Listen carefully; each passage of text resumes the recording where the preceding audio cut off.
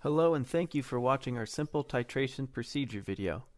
This is a demonstration of a total acid, a free acid, and an alkaline titration. In this video, we will cover the equipment required to do these titrations and the common reagents used for these titrations. To get started, we recommend having a 50 milliliter Erlenmeyer flask, a 25 milliliter graduated cylinder, indicator solutions, and nitrile gloves. A lab coat or safety goggles are recommended if working around strong acids or bases or any other hazardous materials. Your titrant solution will vary depending on the chemical product you are working with. If you're using one of our aligned chemical products, you will have been provided with a titration instruction sheet which will have listed out the solutions needed. An automatic pipette can also be used instead of a graduated cylinder. They come in various sizes and can minimize errors when measuring out a sample. Some titrations and test procedures will require a pipette to measure solutions below 1 milliliter in size. Let's get started. For this test, we will be using our 125 milliliter flask, our 25 milliliter graduated cylinder, and for these titrations, we will be using our phenolphthalein indicator,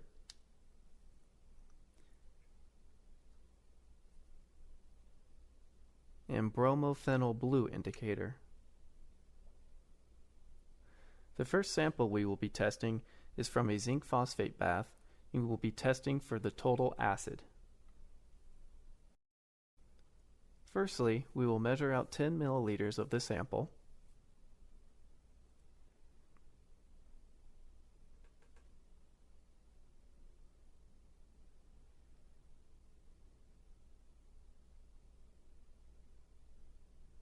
And then we're going to add this to our flask.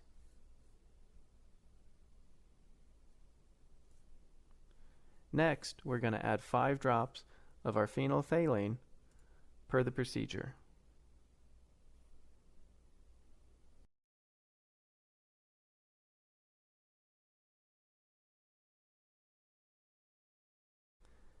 Next, while swirling the solution, we will add titrant from the burette until we see the color change from clear to pink.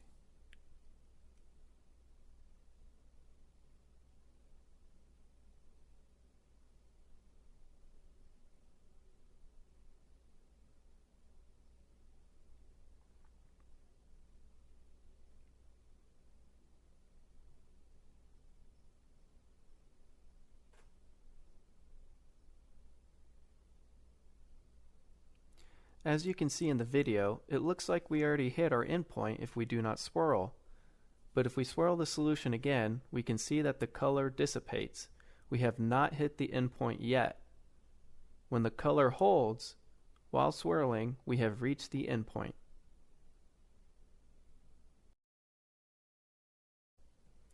Now, let's look at the results.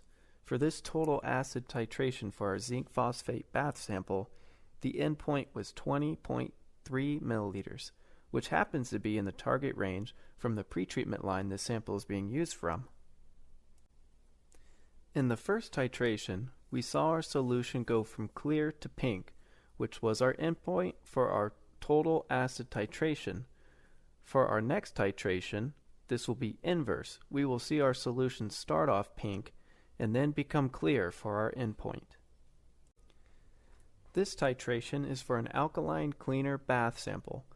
One thing you might notice if you have been around a wash tank long enough, you'll know that the bath solution over time will become very dirty from soils and other debris that gets in the bath. This can prove tricky for us to titrate.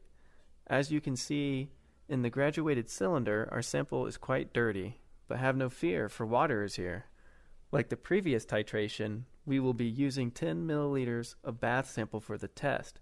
However, if the bath sample is quite dirty, such as this one, we can add 20 milliliters of fresh water to the sample to help lighten our sample up. This will make it easier for us to see exactly when we reach our endpoint.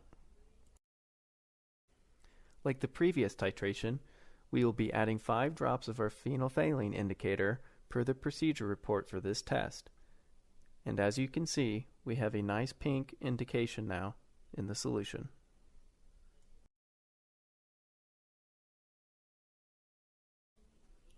And for this titration, like before, we'll be adding titrant to the solution while swirling, but instead of watching it change from clear to pink, we will watch it change from pink to clear.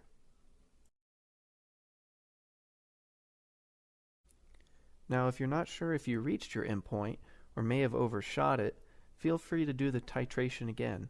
The titration is complete and the endpoint is reached at the first sign of color change that holds. If you see color change but it does not hold in solution, you have not yet reached your endpoint.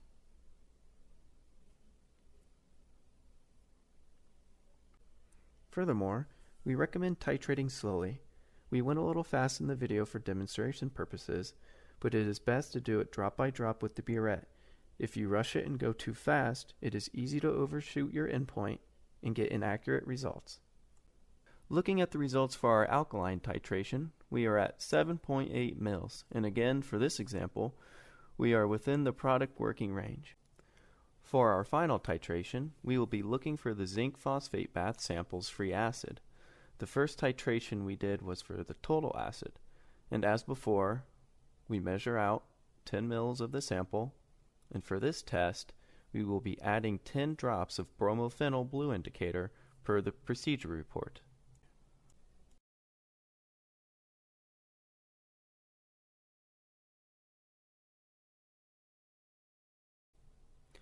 Our indicator appears yellow this time, and for this test we will be looking for that yellow indication to turn blue.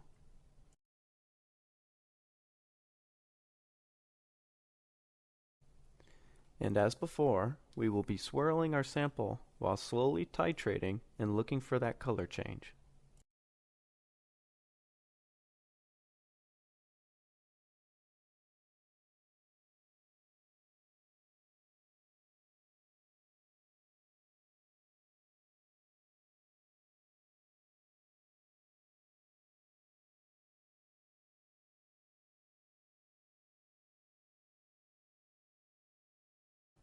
Let's take a look at the results for our free acid titration. As we can see, we are at 1.6 milliliters for our titration. That concludes our simple titration procedure video. To recap, we covered today a total acid titration, an alkaline titration, and a free acid titration. We hope this video has been informative, and if you have any questions, please reach out to us directly or through our Alliant Chemical website. Now you're ready to get started with your own in-house titrations. Best of luck.